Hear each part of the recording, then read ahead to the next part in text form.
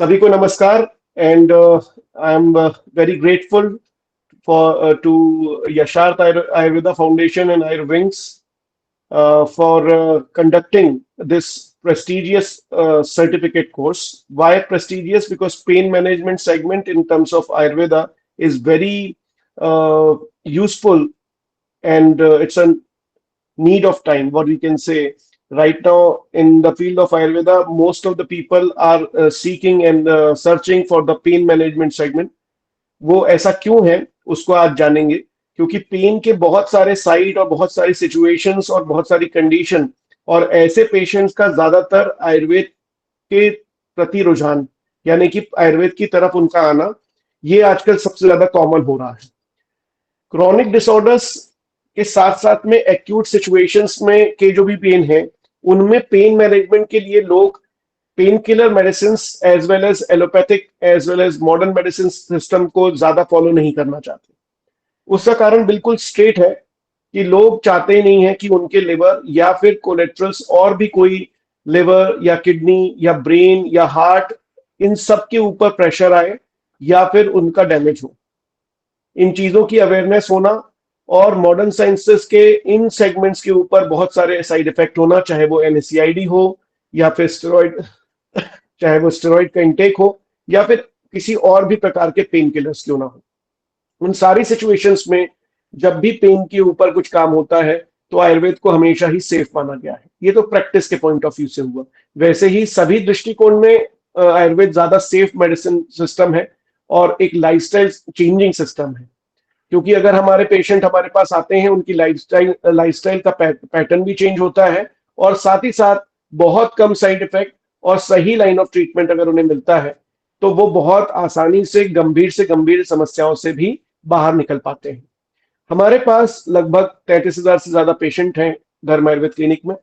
लगातार हमने यही देखा कि पेशेंट जो क्रॉनिकली इल है और एक्यूटली इल है, चाहे वो यंग हो, चाहे वो ओल्ड हो, चाहे वो मिडिल एज हो, ये सभी ये चाहते हैं कि ऑथेंटिक आयुर्वेद के माध्यम से उनकी लाइफस्टाइल भी सुधरे, उनके डाइट के सेगमेंट भी सुधरे, उनके साथ ही साथ जो फूड हैबिट्स हैं उनमें भी चेंजेस आए, और साथ ही साथ उनके जो ट्रीटमेंट वो जो कर रहे हैं उसमें क्या ओवर मेडिकेशन हो रहा है, क्या गलत दिशा में वो मेडिसिन ले रहे हैं, उनका भी प्रॉपर गाइडेंस मिले।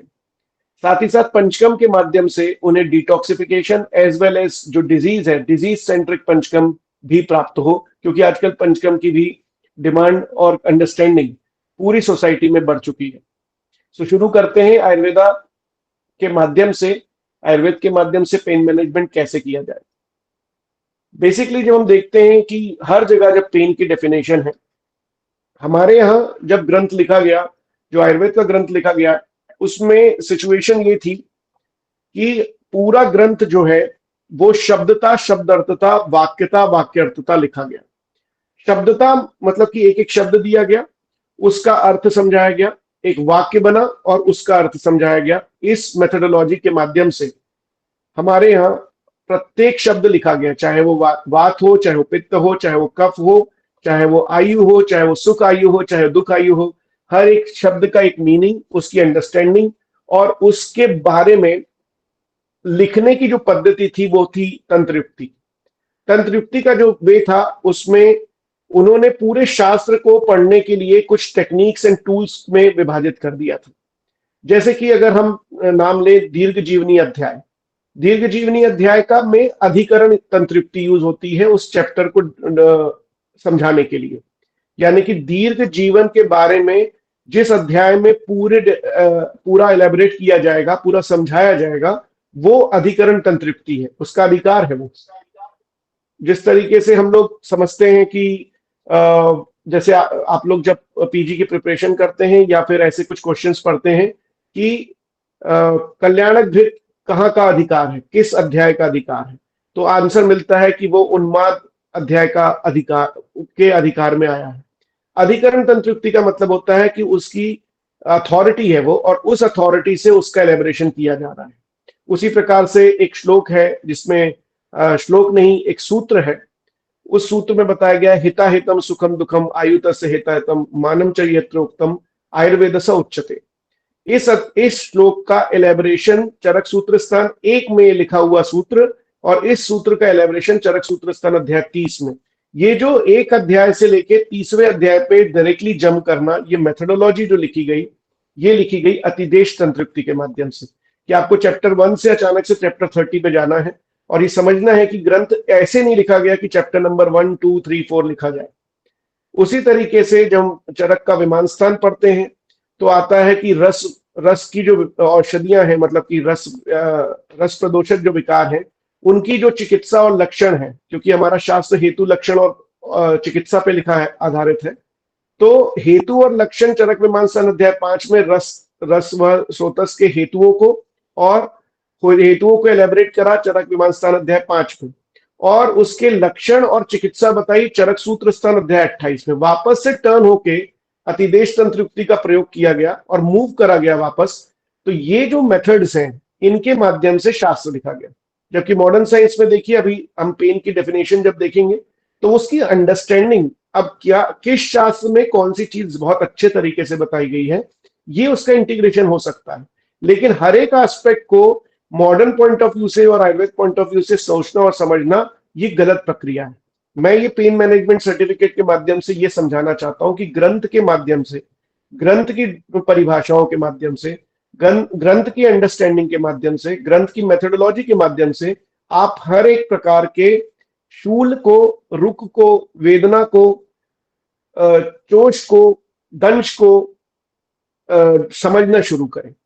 पेन के अलग अलग नामकरण करके और उनकी अंडरस्टैंडिंग क्रिएट करवाना, ये हमारे ग्रंथ में उपस्थित है। ना कि सिर्फ एक ही थॉट प्रोसेस पे कि सब जगह बोन एंड जॉइंट के पेन हो। हमारे यहाँ पेन के मल्टीपल सेगमेंट्स और उनकी अंडरस्टैंडिंग बहुत एलेबरेटेड वे में लिखी गई है। हमें बस यही जानना है कि हमारे पास जनरल प्रैक्टिस में या स्पेशलाइज प्रैक्टिस में जब पेन आते हैं तो उनको डिकोड कैसे करना है, उनको समझना कैसे है। ये पूरी श्रृंखला पेन के थॉट प्रोसेस को ग्रंथ के माध्यम से डिकोड करने की एक प्रक्रिया होगी। ये 15 दिन जो हम अगले देखेंगे, इनमें हम पेन के थॉट प्रोसेस को ग्रंथ में कैसे देखना, उसे कैसे डिकोड करना, उसकी ट्रीटमेंट में क्या क्या ध्यान देना, और ट्रीटमेंट के किस तरीके से हेड्स डिसाइड करना कि अब मुझे कैसे कैसे ट्रीटमेंट करना है, इन प्रक्रियाओं पे हम काम करेंगे। उसमें आने वाले बहुत सारे ऐसे मेथड्स को भी हम देखेंगे, उसके करने में क्या क्या प्रिकॉशंस लेने हैं उनको भी हम समझेंगे। ये सारी चीजें यहाँ पर उपस्थित होंगी। जैसे कि अग्निकर्म बहुत इंपॉर्टेंट है पेन मैनेजमेंट में, अलाबू प्रक्रिया बहुत इंपॉर्टेंट है पेन मैनेजमेंट में, रक्त मोक्षण प्रक्रिया बहुत इंपॉर्टेंट है पेन मैनेजमेंट में, औषधियों में सिलेक्शन कैसे करना है, उनके पीछे का लॉजिक क्या है, उनमें युक्ति किस तरीके से है, आहार के पीछे की युक्ति क्या है, विहार कौन कौन से करने चाहिए, कौन सी एक्सरसाइज करनी चाहिए, पंचकर्म कैसे सिलेक्ट करेंगे, ये सारी चीजें इसमें आएंगी। इस पूरी श्रृंखला में हम शुरू करते हैं आज से पेन का segment. Pain is an unpleasant and sensory and emotional experience. अब यहां पर कोई भी मॉडर्न साइंस आयुर्वेद से बढ़कर नहीं लिख पाता, ये इसकी अंडरस्टैंडिंग है। हर जगह सेंसरी सेगमेंट, इमोशनल सेगमेंट, यानी कि होलिस्टिक अप्रोच को बार बार डेफिनेशंस में बताया गया।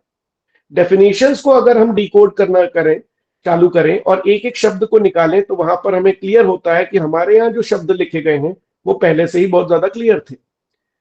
ये पहला स्लाइड मॉडर्न स्टेटमेंट से शुरू करने का मकसद यही है कि आपकी अंडरस्टैंडिंग ये क्रिएट हो कि होलिस्टिक अप्रोच में सबसे बड़ा शास्त्र आयुर्वेद है। उसके बाद सभी शास्त्र उसके अंडर में आते हैं, उसी थॉट प्रोसेस को कॉपी करते हैं, उसको ही समझते हैं और उसके बेसिस पे अपने ही मेथोडोलॉजी ऑफ ट्रीटमेंट को डिजाइन करते हैं। उसे वो किस तरीके से फेमस करते हैं, सब तक कैसे पहुंचाते हैं, सिर्फ यही उनके शास्त्र को बढ़ाता है। साइंटिफिक अप्रोच के बेसिस पे लिखी गई चीजें हमारे यहाँ ज्यादा हैं, बस उसे उसी साइंटिफिक मेथड से पढ़ने की और समझने की जरूरत है। क्योंकि हमारा शास्त्र या तंत्रुक्ति के माध्यम से, दर्शन शास्त्र के माध्यम से और साथ ही साथ परिभाषा प्रकरण के माध्यम से लिखा गया, इसीलिए हमें वैसा ही उसे पढ़ना और समझना चाहिए। यहाँ पर परिभाषा प्रकरण के थॉट प्रोसेस को लेते हुए हमने पेन की डेफिनेशन को जब देखा तो हमें ये देखने मिला कि वो भी एक होलिस्टिक अप्रोच पे ही लिखी गई है। एक अनप्लीजेंट सेंसरी और इमोशनल एक्सपीरियंस, चाहे हम कहते हैं कि हम पेनफुल सिचुएशन में है, वो हमारी माइंड की सिचुएशन है, इमोशनल सिचुएशन, चाहे हम सेंसरी, और सच में अगर वो जैसे लिखा है कि एक्चुअल एसोसिएशन होना चाहिए। एक्चुअल एसोसिएशन मतलब सच में कोई ट्रॉमा होना चाहिए, सच में कोई चोट लगना चाहिए।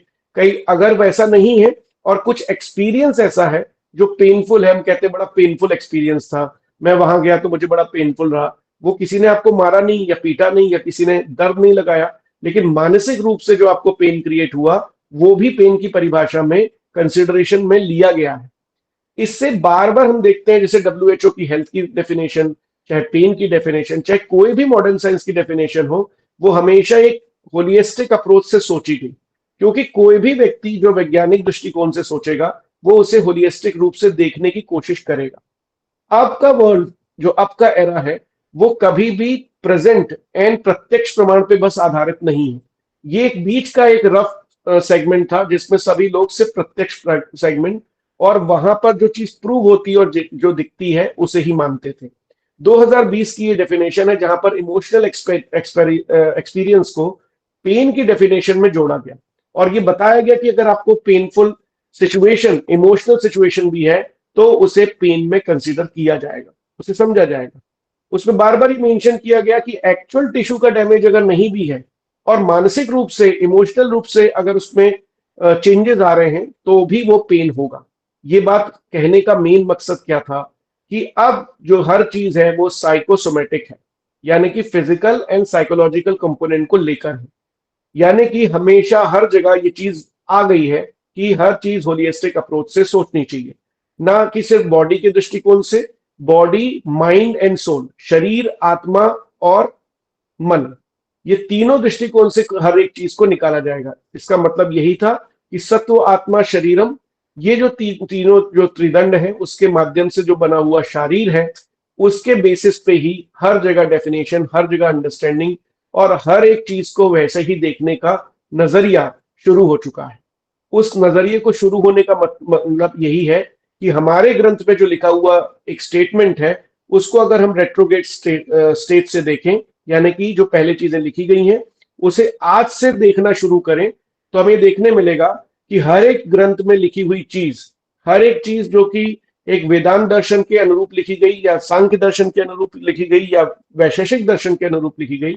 मैंने ये तीन दर्शन शास्त्रों के नाम इसलिए कहे क्योंकि ये तीन दर्शन शास्त्र के माध्यम से ही ये जो उपवेद लिखा गया, आयुर्वेद, वो इन तीन चीजों के बेस पे ही लिखा गया। सांख्य यानी कि 25 चीजों बताता हुआ एक संख्या के दृष्टिकोण से, वैशेषिक एक परमाणुवाद बताता हुआ, और दोष धातु मल की एक थ्योरी को प्रूव करता हुआ वेदांत दर्शन। ये इन्हीं बेसिस पे हर एक चीज को लिखा गया, हर एक शरीर को समझने की कंडीशन लिखी गई और उसी की अंडरस्टैंडिंग से हम पूरा ट्रीटमेंट करते हैं। ये सब चीजें हमें फिलोसफिकल लगती थी, लेकिन ये फिलोसफिकल बिल्कुल भी नहीं है, ये कंप्लीट अंडरस्टैंडिंग है और इसी के बेसिस पे हम पूरी चिकित्सा को सोचेंगे। अब वो कैसे सोचेंगे, हम उसको देखते हैं। अभी हमें ये समझ में आया कि पेन जो है वो कहीं ना कहीं सिर्फ एक्चुअल टिश्यू डैमेज नहीं है। लोग बोलते हैं मेरे बोन में दर्द है, मेरे जॉइंट्स में दर्द है, मेरे मसल में दर्द है, मेरे आंखों में दर्द है, मेरे पेट में दर्द है, लेकिन अब हो चुका है मेरे माइंड में भी दर्द है, यानी मैं इमोशनली पेनफुल सिचुएशन में हूं। वो भी कंसिडरेशन में आएगा। और जैसा कि आयुर्वेद में लिखा गया कि जब ज्वर की जब परिभाषा बताई गई, तब भी कहा गया देह इंद्रिय मनसा संतापा ज्वर इति अभिधीयते। यानी कि जब पहला ही जब व्याधि लिखी गई और उस पहली व्याधि की जब परिभाषा लिखी गई, उस परिभाषा में भी मन और आत्मा और इंद्रिया, इनका कभी भी उसे छोड़ा नहीं गया। लेकिन जब फीवर की परिभाषा लिखी गई थी पहले, जो भी मैंने कहा कि रफ पैच आया, उसने कहा कि pyrexia is equal to fever, जिसमें बॉडी का टेम्परेचर बढ़ जाता है। वो किसी भी कारण से हो सकता है, चाहे वो आपका खान पान हो, चाहे वो आपकी अंडरस्टैंडिंग हो, चाहे आप वो टेंशन हो, चाहे वो मेडिसिन हो, चाहे वो किसी प्रकार का इन्फेक्शन हो, सिर्फ बॉडी में बढ़ा हुआ टेम्परेचर पायरेक्सिया फीवर कहलाएगा। लेकिन सोचिए, वहीं पर होलिस्टिक अप्रोच से सोचा गया आयुर्वेद शास्त्र बार बार कह रहा था कि देह इंद्रिय मनसा संतापा ज्वर इत्यादि, यानी कि देह यानी कि बॉडी, इंद्रिय और मन, इन तीनों एस्पेक्ट में जब संताप यानी ऐसी डिस्कंफर्ट और पेनफुल सिचुएशन क्रिएट होगी, तो वो सब भी ज्वर की कैटेगरी में आएगा। इसीलिए हम बहुत सारे ऐसी पेनफुल सिचुएशंस जो होती हैं, उनमें उन्माद की चिकित्सा, उनमें अपस्मार की चिकित्सा, उसमें ज्वर की चिकित्सा, इनका कॉर्पोरेशन करते हुए भी हम ट्रीटमेंट पेन का कर रहे होते हैं। इसीलिए क्योंकि वहां पर इंद्रियों का संताप, मन का संताप होता हुआ पेशेंट हमारे पास आता है। वो बोलता है मैं बहुत पेनफुल अवस्था में हूं इमोशनली, और उस इमोशनल पेन के लिए हम अलग अलग अध्यायों का प्रयोग करते हुए चिकित्सा करते हैं। यही ब्यूटी है आयुर्वेद शास्त्र की, कि वो एक टेक्निक आपको सिखाता है और उस युक्ति के माध्यम से आप अलग अलग जगहों से उसे निकालकर ट्रीटमेंट में ले आते हैं। इसके लिए सबसे ज्यादा जरूरी होता है आपका तंत्र युक्ति को पढ़ना, आयुर्वेद शास्त्र को आयुर्वेद शास्त्र की भाषा और उसकी पद्धति में पढ़ना। इसका इजी भाषा में मैं हमेशा कहता हूं कि अगर आपको कथक सीखना है तो कथक के ही स्टेप सीखने चाहिए। आप रॉक एंड रोल के स्टेप सीख के कथक को डांस करने में नहीं ला सकते। जैसा शास्त्र लिखा गया है वैसा ही उसे समझना, वैसे ही उसे पढ़ना और वैसे ही उसे डिकोड करना, यही पद्धति को लेकर अगर हम पेन में जाएंगे तो हमें हर प्रकार के पेन की चिकित्सा बड़ी ट्रांसपेरेंटली निकलेगी। इसमें आपको सबसे पहले ध्यान रखना है कि हर एक चीज जो भी ग्रंथ में लिखी गई है वो है, उसका आधार है हेतु, लक्षण और औषधि, यानी कि ये त्रिसूत्र के बेसिस पे ही चीजें आएंगी।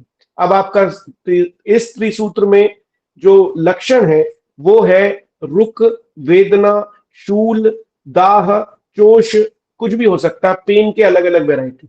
तो जानते हैं कि पेन के अलग अलग थॉट प्रोसेस क्या है। पहले तो पेन आयुर्वेद दृष्टिकोण में लाया कैसे गया। आचार्य सुश्रुत ने कह दिया कि हर एक चीज वात वात के बिना नहीं हो सकता। कोई भी प्रकार का, चाहे वो उदर शूल हो, चाहे शिर शूल हो, चाहे वो श्रंश हो, चाहे भ्रंश हो, चाहे व्यास हो, ये सब आधारित है वात पे। और वात के बिना कहीं पर भी पेन जैसी संप्राप्ति, यानी शूल जैसी संप्राप्ति, यानी वेदना जैसी संप्राप्ति, रुक जैसी संप्राप्ति, रुजा जैसी संप्राप्ति हो ही नहीं सकती। इसीलिए आचार्य चरक ने कहा ये कर्मज रोग है। किसी भी प्रकार के कर्म क्रिएट होंगे और उन पर मन और आत्मा का क्या संबंध होगा, उसके बेसिस पे ऐसे लक्षण आएंगे। तो बहुत सारे लक्षण आए। जब हमने दोषों के आधार पे देखा और उनके प्रकारों को देखा कि किस तरीके के वो दिखते हैं, तो इसका ब्यूटीफुल एग्जाम्पल ये मैंने जो निकाला है, वो निकाला कहां से मैं आपको समझाता हूं। आप जाइए आज माधव निदान में हृदरोग को देखिए और उनमें अलग अलग प्रकार के हृदरोगों को देखना शुरू करिए। वातज हृदरोग, पित्तज हृदरोग, कफज हृदरोग। उन्होंने बड़े ब्यूटीफुल तरीके से हृदय के ऊपर, हृदय में किस प्रकार की पीड़ा होती है, उसका एसोसिएशन उनके दोषों के साथ जब बताया, तब बड़ा सुंदर तरीके से बताया कि वातज हृदरोग किस तरीके का होगा, उसमें हृदय में कैसी पीड़ा होगी।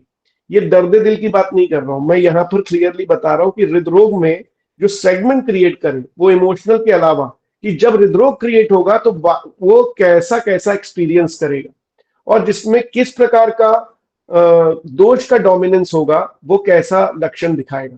जब वातज होगा तो उसे प्रिकिंग और टेयरिंग काइंड का पेन होगा। ऐसा पेन होगा जैसे कि कोई भी चीज को फाड़ा जा रहा है, ऐसा लग रहा है जैसे एक पेपर को फाड़ते हैं, उस टाइप का पेन। हमारे बॉडी में किसी मसल को अगर फाड़ते हैं कैसा पेन, चुभाते हैं कुछ कैसा पेन, वो पेन वहां पर वातज हृदरोग में बताया। वहीं से वातज शूल के जो एक्चुअल एक्सप्रेशन है वो आए और वो हमें यहां समझ में आए। एग्रीवेटिंग फैक्टर का मतलब होता है कौन कौन से हेतु ऐसे हो सकते हैं जो इसे बढ़ा दें। जैसे कि बहुत ज्यादा ठंडे पानी में रहना, बहुत ज्यादा ऐसे आहार लेना जो कि बहुत ज्यादा ड्राई हो लंबे समय तक। अब लोग बोलते हैं कि मैं लंबे समय से सर स्प्राउट्स खा रहा हूं तब भी मुझे कार्डियक डिसऑर्डर हो गया। स्प्राउट्स खा रहा हूं कैसे? सिर्फ उसे बिना बॉईल करे हुए, कच्चे, सिर्फ रात भर भीगे हुए। साथ ही साथ मैं सर सिर्फ चना खाता हूं, मैंने घी तेल बिल्कुल छोड़ दिया। ऐसे पेशेंट हैवी एक्सरसाइज करने के बाद भी बहुत सीवियर कार्डियक सिचुएशंस में आते हैं, जैसे पल्पिटेशन में भी आते हैं। उनका अगर हम देखें तो जब ईसीजी चेंजेस देखते हैं तो V3 और V4 में चेंजेस आते हैं, उनके सेप्टल एरियाज में आते हैं। इश्चीमिया के बहुत सारे केसेस उसमें आते हैं। ये सारी सिचुएशंस में, इश्मिक हार्ट डिजीजेज में वातज हृदरोग जैसे लक्षण या वातज शूल जैसा दिखता है। मैं ये एग्जांपल इसलिए दे रहा हूं क्योंकि पेशेंट का सबसे अच्छे एक आइडियलिज्म होता है, हम कहते हैं उपमा प्रमाण। उपमा प्रमाण का मतलब होता है कि ऐसी कोई चीज आप बताइए, ऐसी कोई सिमिली आप समझाइए जिसके बेसिस पे हर एक चीज समझाई जा सके। जैसे कि शास्त्र ने श्वास की चिकित्सा बताते हुए हमें ये बताया कि जिस प्रकार से वहां पर स्नेहन स्वेदन किया जाएगा, अगर चेस्ट एरिया में स्नेहन सैंधव युक्त तिल तेल के साथ करते हैं, और स्वेदन चाहे वो नाड़ी स्वेद हो, चाहे वो पिंड स्वेद हो यानी कि संकर स्वेद हो, इसके माध्यम से जब हम चेस्ट के आगे और पिछले हिस्से में करते हैं, जो ऐसी सिचुएशन में जो पेशेंट आता है जिसमें बहुत तेज सांस चल रही हो, ऐसी श्वास की चिकित्सा में भी उसमें लाभ होता है, ऐसी हिक्का चिकित्सा में भी उसमें लाभ होता है। ऐसा रेफरेंस दिया, वो भी उपमा प्रमाण में दिया। उसी प्रकार से वातज हृदरोग में जब बताया तो उन्होंने बताया इस टाइप की इस नेचर का पेन उसे होगा हृदय में, और उसमें चिकित्सा वही होगी जो सामान्य वात की चिकित्सा है, यानी कि वातस्य उपमा स्नेह स्वेद संशोधन मृदु। इसका मतलब है उन्होंने कोडिंग लैंग्वेज में बता दिया। अब आपको यह समझना है कि जब हृदरोग होगा, जब हृदय के ऊपर आएगा, तो हमें स्नेहन स्वेदन और मृदु संशोधन कब करना है, कब करेंगे? जब व्यान और उदान काल होगा तो औषधियां कब देंगे? जब भोजन के बाद। व्यान और उदान काल मतलब कि सुबह और शाम के भोजन के बाद औषधियां देंगे, उसकी चिकित्सा भी उस टाइम चलेगी। और एक्यूट सिचुएशंस में श्वास की चिकित्सा को क्लब करते हुए स्नेहन और स्वेदन करने की जो प्रक्रिया श्वास चिकित्सा में बताई है, जहां पर discomfort and breathing dyspnoea create होने लगते हैं, उसका रूट लेते हुए हम वातज हृदरोग को ठीक करते हैं। लेकिन वहां पर नेचर ऑफ पेन जब बताता है तो उससे हमें पेन की वो सिचुएशन समझ में आती है। बर्निंग सेंसेशन के साथ पेन आपने देखा होगा, सोरियाटिक अर्थराइटिस हो या फिर ऐसी सिचुएशन जिसमें अर्टिकेरिया क्रिएट हो और साथ साथ में उसमें ज्वाइंट का इन्वॉल्वेशन हो, वैसे पेशेंट्स बोलते हैं बर्निंग सेंसेशन भी हो रही है और दर्द भी हो रहा है। तो ऐसे पित्त शूलों के बारे में बहुत ज्यादा ऐसी सिचुएशन बताई गई है। और पित्तज ग्रहणी देख लीजिए, पित्तज हृदरोग देख लीजिए, पित्तज अर्श देख लीजिए, इन सभी में बर्निंग के साथ साथ में शूल, बर्निंग शूल यानी कि दा और शूल, दा युक्त शूल, चाहे वो ऐसी सिचुएशन हो जहां पर पेशेंट जल चुका हो, दग्ध अवस्था आ रही हो तो दग्ध शूल ऐसा, या फिर किसी ने एसिड पी लिया हो दग्ध के साथ शूल। ऐसे बहुत सारे एसिड पीने वाले, बहुत ज्यादा अल्कलाई पीने वाले, सोप वाटर बहुत ज्यादा पी लेने वाले, ऐसे सभी में प्रकार कौन सा होगा? वो पित्तशूल का होगा। तो चिकित्सा भी कैसी होगी? पित्तशूल जैसी होगी, यानी कि मधुर, तिक्त और कषाय औषधियों का यूज करना है। तो तिक्त का यूज तो इसलिए नहीं करा जाएगा क्योंकि उसका कॉम्बिनेशन कुछ, अगर तिक्त शीत है तो चंदन का यूज इसलिए होता है, अगर मधुर है तो यष्टि मधु का प्रयोग इसलिए होता है, कषाय है तो नागकेशर का प्रयोग इसलिए होता है। इसीलिए जब किसी भी प्रकार के रक्त की दृष्टि के साथ में चीजें आती हैं तो आप चिकित्सा ज्यादातर देखेंगे हर जगह के रेफरेंस में वहां पर मधुर, तिक्त और कषाय है। और आपको ऐसा नहीं समझ में आता क्या मैं कैसे सिलेक्ट करूं, आप तो डायरेक्टली औषधि का नाम बता दीजिए। तो औषधि का नाम बताने से अच्छा मैं बताता हूं औषधि का रेफरेंस, चरक विमान स्थान अध्याय 1 रस विमानी में अगर आप देखेंगे तो वहां पर आता है तिक्त स्कंद, मधुर स्कंद, कषाय स्कंद। वहां से आपके हिस्से में, आपके एरिया में जो औषधि मिलती है उसको सिलेक्ट करिए और उसका एक स्कंद आप बना लीजिए, और वहां के प्रकार के किसी भी प्रकार के बर्निंग सिचुएशंस में उनके कॉम्बिनेशन इंटरनल एंड एक्सटर्नल रूप में यूज करना चालू करिए। बस आपको ये ध्यान रखना है कि इंटरनल रूप में वो पैलेटिव होना चाहिए, यानी कि उस पेशेंट को ऐसी सिचुएशन तो रहे कि वो ले पाए। तो इसमें मिक्सिंग करनी चाहिए घृत की, क्योंकि लोगों ने बोला कि यहाँ पर स्फटिका का यूज किया जाता है बर्निंग सेंसेशन में, तो जहां पर लिक्विड एल्केलाइन और एसिडिक चीजें अगर किसी ने पी ली है तो वहां पर उसको स्फटिका नहीं पिलाना है, ना लगाना है, वहां पर घृत का पान कराना, क्योंकि घृत विषर है। तो ऐसे बर्निंग सेंसेशन में हम ऐसी युक्तियां लगाते हैं। कफज वाले में आपने देखा होगा बहुत सारे लोग जैसे कि वेरिकोसिस के रहते हैं, सिरा शैथिल्य हो गया, डल एकिंग पेन, पैर में दर्द हो रहा है लेकिन तेज नहीं, धीमा धीमा दर्द है। कई लोगों को उदर शूल है लेकिन धीमा धीमा है, पूरे दिन होता रहता है।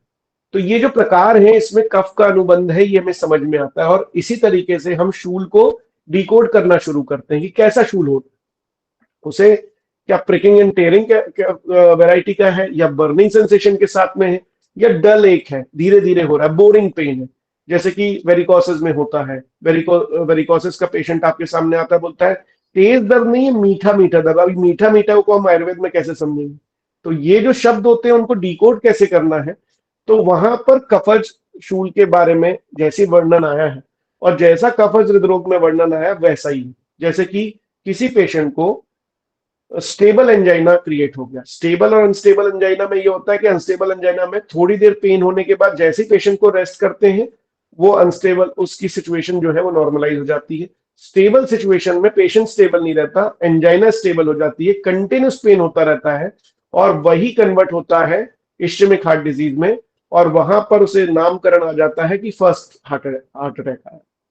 जिस पेशेंट में लगातार लेफ्ट साइड में रेडिएटिंग पेन चेस्ट से लेके हाथों तक जाता है। उन सिचुएशंस में ऐसा डल एक से शुरू होता है, तो कफज हृदरोग वहां पर होता है, कफ के स्थान में ही होता है।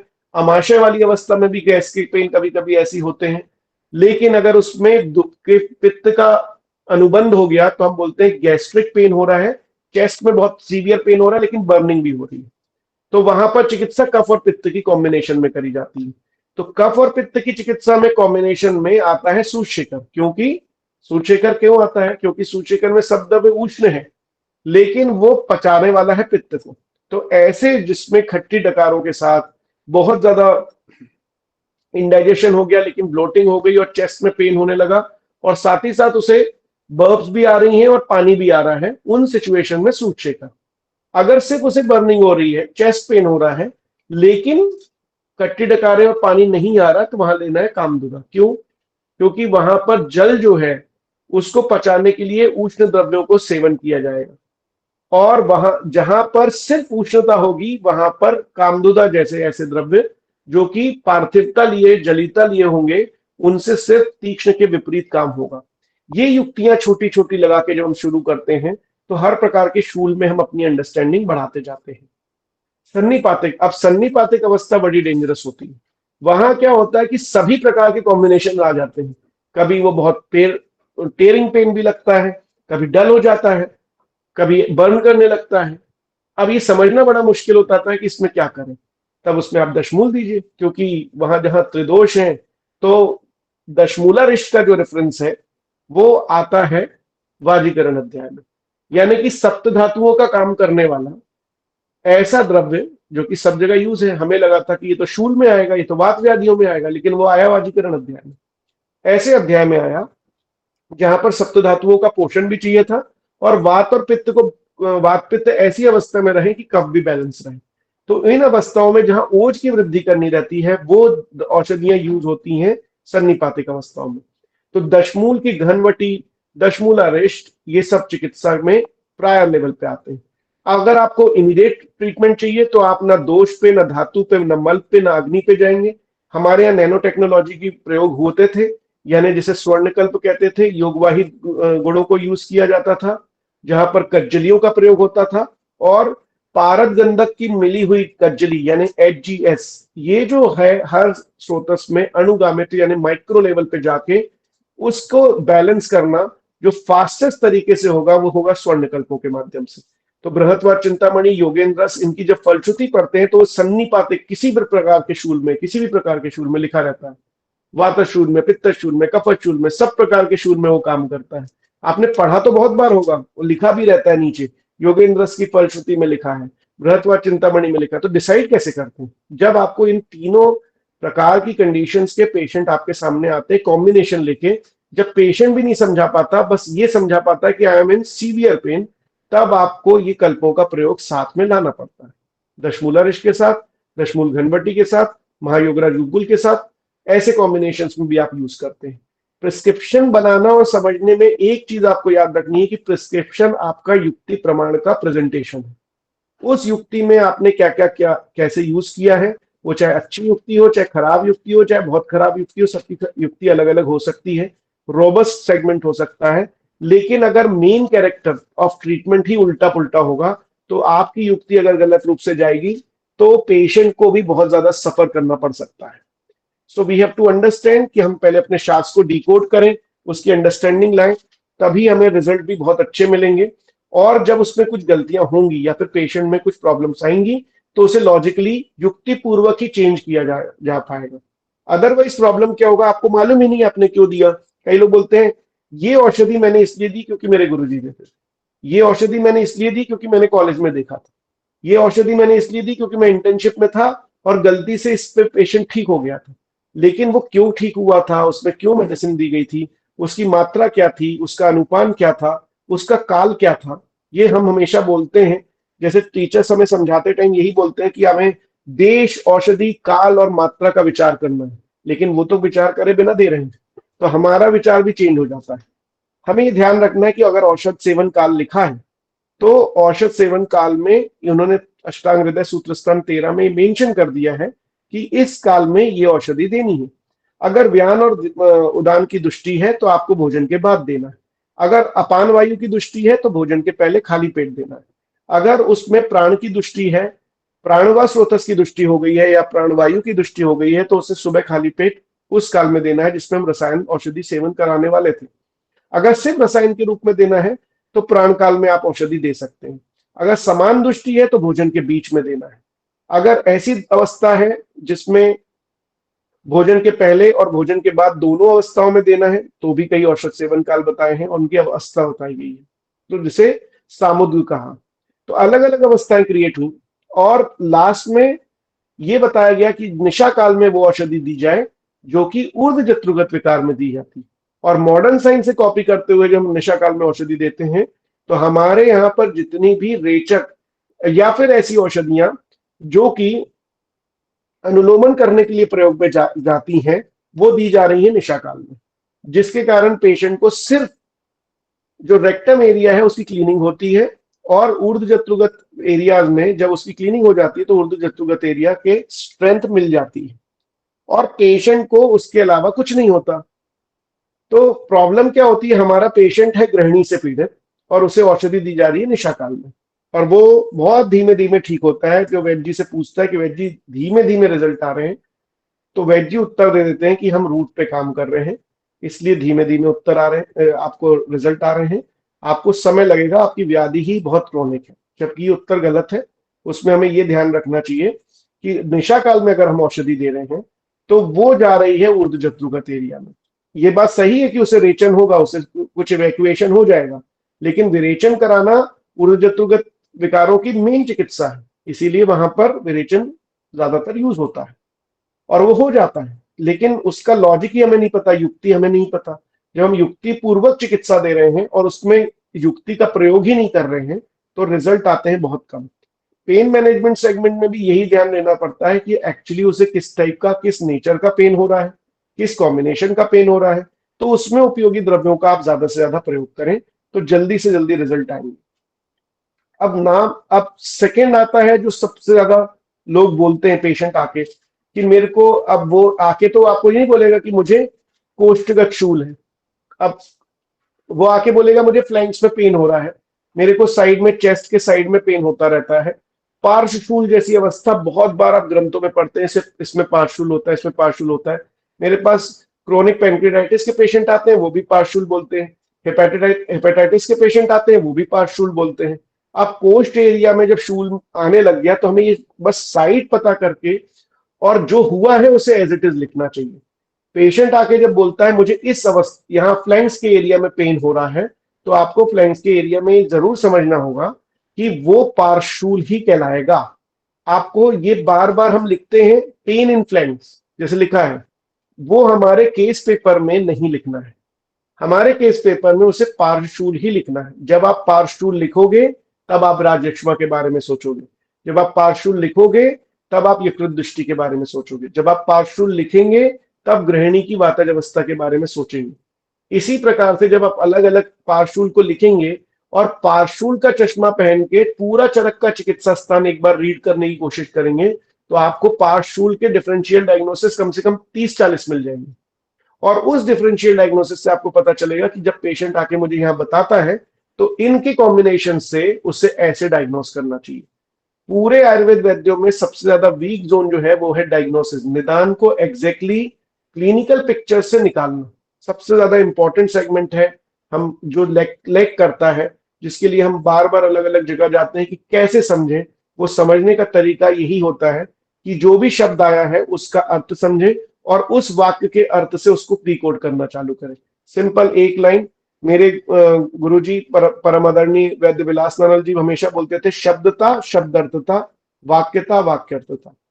सिर्फ हमें इतना समझना है और उस डिकोड करने के तरीके से हम पूरे शास्त्र को समझते जाते हैं और उसे सिर्फ हेतु, लक्षण और औषधि में लगाते जाना कि लक्षण ये है और हेतु इसके ये हो सकते हैं और उसकी चिकित्सा ये है। चिकित्सा को विभाजित करिए आहारी चिकित्सा में, विहारी चिकित्सा में, आभ्यंतर चिकित्सा में, पंचकम चिकित्सा में और बाह्य चिकित्सा में। बस इतना ही आपको डिवाइड करना है 5 तरीके से। उसका डाइट प्लान बनाना है, उसकी लाइफस्टाइल देनी है, उसको एक्सटर्नल ट्रीटमेंट्स क्या देने हैं, इंटरनल ट्रीटमेंट क्या देने हैं, और पंचकर्म डिटॉक्सिफिकेशन की कैटेगरी में अगर वो है तो देना है, नहीं तो नहीं देना। पार्श्वशूल की अवस्था को देखेंगे आप तो राजयक्ष्मा में मल्टीपल टाइम पार्श्वशूल के बारे में आया है। हमारे यहाँ चश्मा लगा दिया जाता है राजयक्ष्मा इज इक्वल टू ट्यूबरकुलोसिस। उसकी सिर्फ एकादश रूपी राजयक्ष्मा को छोड़ के षड रूपी राजयक्ष्मा तक पार्श्वशूल सब में कॉमन है, चाहे वो त्रिरूप हो चाहे षड रूप हो, सब में बहुत अच्छे से दिया गया। उसका कारण ये है कि हमारे पास जो पेशेंट एलर्जिक कंडीशंस पे आते हैं, वायरल सिचुएशंस में आते हैं और मल्टीपल लो इम्यूनिटी सेगमेंट्स पे आते हैं, उन सभी में पार्श्वशूल की सिचुएशंस तो मौजूद रहती है। और साथ ही साथ अगर हेपेटाइटिस की सिचुएशन में आते हैं, पैंक्रियाटाइटिस में रहते हैं, तो उसमें सपोर्टिवली पार्श्वशूल के लक्षण रहते हैं। तो अगर पेशेंट बहुत सीवियरली, बहुत पुराने टाइम से, और साथ ही साथ मैंने देखा है कि कीमोथेरेपीज के जो पेशेंट हैं वो हमेशा ही पार्श्वशूल की शिकायत करते रहते हैं because of lack of immunity. अगर पेशेंट बहुत लंबे समय तक एडिक्टेड है, स्मोकिंग हिस्ट्री है, तो भी पार्श्वशूल की हिस्ट्री लेते हैं। इन सब में हमें पहले तो ये डायग्नोस करना है कि पार्श्वशूल है और पार्श्वशूल लिखना शुरू करिए। तब आपको ये समझ में आएगा कि उसके एसोसिएटेड जो सिम्टम्स हैं उनके माध्यम से आप समझ पाएंगे कि अगर उसमें ज्वर, कास और पार्श्वशूल है तो त्रिरूपी राजयक्ष्मा है। चिकित्सा राजयक्ष्मा भी करनी है, वहां पर भी आप वासावले देके, च्यवनप्राश देके पेशेंट को ठीक कर सकते हैं। और हम करते नहीं है क्योंकि हमें पता नहीं रहता ये त्रिरूपी राजयक्ष्मा भी कैसे देखना है। हम वेट करते हैं कि ट्यूबरकुलोसिस का टेस्ट जब पॉजिटिव आएगा तब मैं इसमें राजयक्ष्मा का अपना जो आयुर्वेदिक ज्ञान है उसको वहां प्रस्तुत करूंगा, जबकि वो सबसे ज्यादा गलत प्रोसेस है। पेशेंट हमारे पास आके चला जाता है, वो बोलता है सर बहुत दिनों से फीवर है, बहुत दिनों से खांसी आ रही है और मेरे को फ्लैंक्स में दुखता है। ये आके पेशेंट बोलता है, हम उसे सर्दी जुकाम की मेडिसिन त्रिभुवन कीर्ति दे देते हैं, वो ठीक हो जाता है। कई कई बार हम त्रिभुवन कीर्ति के साथ उसे लौंग लवंगादी वटी दे देते हैं, वो ठीक हो जाता है। कई बार हम त्रिभुवन कीर्ति, लवंगादी वटी और महायोगराजुगुल या महावात विध्वंसन दे देते हैं, वो ठीक हो जाता है। आप सोचिए, ज्वर की चिकित्सा, कास की चिकित्सा और पार्श्वशूल की चिकित्सा आपने दे दी। जब उसे नहीं ठीक होता है तो आप बोलते हैं इसमें एक काम करो, तिल का तेल लो और सेंधव लवण मिलाओ, चेस्ट में सामने लगाओ, पीछे लगाओ, क्योंकि हमारा डायग्नोसिस मिक्स है। हम वहां श्वास भी डायग्नोस कर रहे होते हैं, हिक्का भी डायग्नोस कर रहे होते हैं, कास भी डायग्नोस कर रहे होते हैं, ज्वर भी कर रहे होते हैं, जबकि शास्त्र ने इसका तीनों का कॉम्बिनेशन लिख के त्रिरूप राजयक्ष्मा लिख दिया है, उसका चिकित्सा भी लिख दी है। सिंपल बेसिक चिकित्सा करके भी हम उसे ठीक कर सकते हैं, लेकिन हम ऐसा कॉन्सेप्ट जिसमें सिर्फ लक्षणों की चिकित्सा करी जा रही है, उसे डायग्नोस नहीं किया जा रहा, उस पर ज्यादा बिलीव करते हैं। जब वो काम नहीं करता तो सडनली कंफ्यूज हो जाते हैं कि अब क्या करें, अब तो ये काम ही नहीं कर रहा। फिर हम क्या करते हैं, उसमें बृहत्वा चिंतामणि देते हैं, वो भी गलत नहीं। मैं यही कह रहा हूं, आपकी चिकित्सा जो है देखिए सब जगह से आसान होती है, लेकिन उसमें डिफरेंस ये होता है, एक को पता होता है लॉजिक क्या है और एक को पता नहीं होता लॉजिक क्या है। जिसको पता होता है लॉजिक क्या है वो उस कैटेगरी की 10 मेडिसिन को खोजता है और उसे दे देता है, लेकिन जिसे पता ही नहीं होता लॉजिक क्या है, वो जैसे ही एक फेल होता है सीधे रामबाण को उठाता है और उसे देता है। जैसे विषम ज्वरांतक लोग, बृहत कस्तूरी भैरव, बृहत्वा चिंतामणि, इनकी मेडिसिन की डोजेस को देने लग जाता है। सिर्फ त्रिरूपी राजयक्ष्मा में दे सकते हैं क्योंकि वहां दृष्टि हुई है, वहां किसी ने, अगर पेशेंट ने बहुत ज्यादा वेट उठाया है, उस एक्सर्शन के कारण उसे हुआ है तब भी, अगर उसने चिल्लाया है, उसकी लड़ाई हो गई है तब भी, अगर उसने बहुत दिनों तक टेंशन में रहा है तब भी, क्योंकि वहां पर उन्होंने बोला है कि विषमाशन हो सकते हैं, वहां पर साहस हो सकता है, क्रोध हो सकता है, सब हेतु बताए। उन हेतुओं में अगर ऐसे कुछ लक्षण हुए हैं, हम उसकी हिस्ट्री को अगर आयुर्वेदिक दृष्टिकोण से कनेक्ट ही नहीं करते तो हमें वो चश्मे के अलावा दिखेगा ही नहीं। क्योंकि जब हम ट्यूबरकुलोसिस की हिस्ट्री और उसके जो पैरामीटर्स हैं उनको देखने लगते हैं कि उसे इवनिंग राइज इन टेम्परेचर तो नहीं आया, उसे खांसी कितने दिनों से हो रही है, उसे 2 हफ्तों से अगर ऊपर की खांसी नहीं है, तो वो उसे क्यों राजयक्ष्मा मानना है। ये सब जो थॉट प्रोसेस है इसका प्रॉब्लम है, क्योंकि हमने एक मॉडर्न चश्मा बना रखा है, उसी में देखते हैं कि आयुर्वेद में कहाँ कहाँ क्या लिखा है, और हमारी जो छोटी छोटी टेक्स्ट बुक है उस पे ही आधार मान के हम ग्रंथ को डिसाइड करने लगते हैं। अब सर्वांग कुपित जो है, ऐसा पेशेंट देखिए, सर्वांग कुपित जो प्रकार का जो शूल है, वेदना है, वो कैसे हो रही है, वहां पर गात्र स्फुरण भी हो रहा है, भंजन भी हो रहा है। अब ये एग्जाम्पल हमने सर्वांग कुपित वात जो है वो कहां से निकाला, वहां पर आप जाइए चरक चिकित्सा अध्याय 28 और सर्वांगत वात को देखिए, क्या लिखा हुआ है, पूरे शरीर में स्फुरण होना, पूरे बॉडी में टिंगलिंग सेंसेशन क्रिएट होती, पूरे शरीर में ऐसा होना जैसे कि हड्डियां टूट गई हैं, इस लेवल के पेन के साथ भी पेशेंट हमारे सामने आता है, सर्वांगवात की चिकित्सा होती है। और सर्वांगवात की चिकित्सा में सिर्फ बाह्य और आभ्यंतर रूप से स्नेहपान कराना, स्नेहन बाहर से देना, स्वेदन देना और इंटरनल बस्तियों का पान करा के लगातार मात्रा बस्तियों को उसे 30 दिनों तक देना, ऐसी प्लान करी जा सकती है। अगर उसकी अवस्था निराम है तो शीरबला तेल की बस्तियां, अगर साम है तो सैचर तेल की बस्तियां, कोट्टम चुक्कादी तेल की बस्तियां, त्रिफला सिद्ध तेल की बस्तियां। हमें डिवाइड करना है दो में ही, या संतर्पण करना है या अपतर्पण करना है। आपके पास किसी भी कैटेगरी का कितना भी सीवियर पेशेंट आए, वो दो ही कैटेगरी के ट्रीटमेंट्स में जाएगा। आयुर्वेद शास्त्र में चाहे वो अष्टांग हृदय हो, चाहे वो चरक हो, चाहे वो सुश्रुत हो, दो ही चीजों की चिकित्सा होती है, या होती है संतर्पण या होती है अपतर्पण। अभी हमारे यहाँ बहुत सारे नाम लिख के, क्वेश्चंस करके कि ये औषधि इस कैटेगरी में आएगी, तो आप अपने हिसाब से छोटी छोटी कैटेगरी में उसे डिवाइड करना शुरू करिए कि अगर ये संतर्पण में करना है तो मैं महायोगराज युगुल दूंगा, अपतर्पण में करना है तो योगराज युगुल दूंगा, अगर संतर्पण में करना है तो त्रयोदशांग युगुल दूंगा, अपतर्पण में देना है तो रासनादी युगुल दूंगा। ये जो डिवीजन है, जो अंडरस्टैंडिंग है कि त्रिफला गुगुल अपतर्पण की कैटेगरी में है और योगराज युगुल अपतर्पण में है, रासना गुगुल अपतर्पण में है, महायोगराज युगुल संतर्पण में है, त्रयोदशांग युगुल संतर्पण में है, कैशोर गुगुल संतर्पण में है, उसी के विपरीत अमृतादि युगुल अपतर्पण में है। ऐसे करके जब आप डिवाइड करेंगे हर एक चीज को कि कौन सी कैटेगरी में है, तो आपके दो ही प्रकार के प्रिस्क्रिप्शन बनेंगे, जब पेशेंट साम है या पेशेंट निराम है। आपको बस ये देखना है कि उसका गामित्व तो कौन सा है और किस एरिया में आप ट्रीटमेंट कर रहे हैं, यानी कि उसके उसमें कौन से वायु का इन्वॉल्यूशन है और किस वायु की प्रधानता दृष्टि हो गई है। उसमें औषध सेवन काल का कॉन्सेप्ट इनकॉर्पोरेट करके आपको पता चलता है, प्राण काल में है तो स्टेन देना है, समान काल है तो स्टेन देना है, अपान काल है तो स्टेन देना है। अब ये गुदगतवात जैसे लक्षण ना बहुत बार आते हैं। गुदगतवात के लक्षण चरक चिकित्सा अध्याय 28 में वात व्याधि में लिखे हुए। अब वो कोलिकी पेन, यानी कि ऐसा जैसे पाइप में से हवा जाती हो और वैसा दर्द होना, चाहे वो रेक्टम के एरिया से शुरू होके गुद तक जाए, चाहे वो पेट के एरिया से, उदर के एरिया से शुरू होके गुद तक जाए। उदर शूल जैसे लक्षण जो आते हैं, उसके बहुत सारे डिवीजन हैं, उसकी बहुत सारे डिफरेंशियल डायग्नोसिस आयुर्वेद में बताए गए हैं। वैसे ही अजीर्ण के टाइप्स जब देखेंगे आप, तो उदर शूल के बहुत सारे वैरायटी देखेंगे। एक बढ़िया सुंदर बुक बनाई गई एलोपैथ साइंस में जिसका नाम था डिफरेंशियल डायग्नोसिस, जो कि लिखी गई डॉक्टर अग्रवाल के थ्रू, और जेपी पब्लिकेशन ने उसको सेल आउट करना चालू किया। पॉकेट बुक थी, एप्रन की जेब में आ जाती थी। उसमें लिखा chronic abdominal pain, differential diagnosis की 9 अवस्था कैसे डिसाइड करी गई, उनके 9 क्वाड्रेंट के ऊपर। वो पेन की लोकेशन कहाँ है, साइट कहाँ है। जब मैंने अजीर्ण का अध्याय पढ़ा तो एग्जैक्टली उससे भी बहुत सुंदर तरीके से ग्रंथ के माध्यम से लिखा गया। सिर्फ उसका प्रेजेंटेशन किसी टेक्स्ट बुक में इस तरीके से नहीं किया गया कि 9 क्वाड्रेंट में अलॉन्ग विद कौन सी अवस्था, खाने के कितनी देर बाद किस तरीके का पेन होता है, उसकी जो प्रेजेंटेबिलिटी थी वैसी ही थी जैसे एस दास बुक में लिखा गया था about the pain in abdomen. तो एस दास जो बुक आती है सर्जरी की, उससे भी सुंदर प्रेजेंटेशन माधवकार ने पहले लिखा है, लेकिन वो गर्व का विषय नहीं बना क्योंकि माधवकार ने इतना इलेबोरेट करके लिखा। हमने बस इतना बोला कि माधव जो है वो निदान में श्रेष्ठ है, लेकिन वो श्रेष्ठता को हम पढ़ नहीं पाए। उसको बस हमें पढ़ के समझना है और उसे इनकॉर्पोरेट करना शुरू करना है। उसी शब्दावली में आपको सभी चीजों के उत्तर मिलेंगे।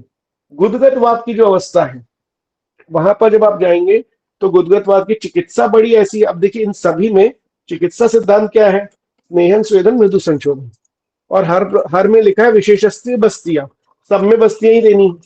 अब आप समझिए कि इतना इजी लाइन ऑफ ट्रीटमेंट उन्होंने दिया है, आपको खाली स्नेहन सिलेक्ट करना ही कौन से स्नेहम देंगे।